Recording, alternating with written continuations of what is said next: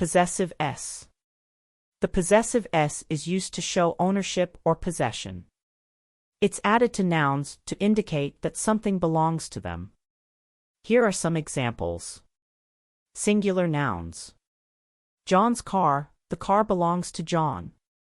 The cat's toy, the toy belongs to the cat.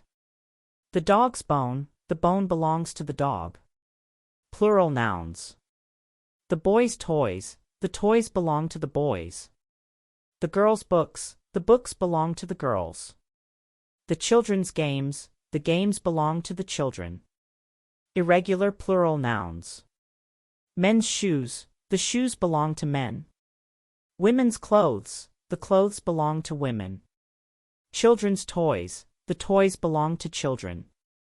Note, when the noun ends in an s, you can add an apostrophe followed by an s, or just an apostrophe. Examples. James's book, or James. The boss's office, or the boss. Additional notes.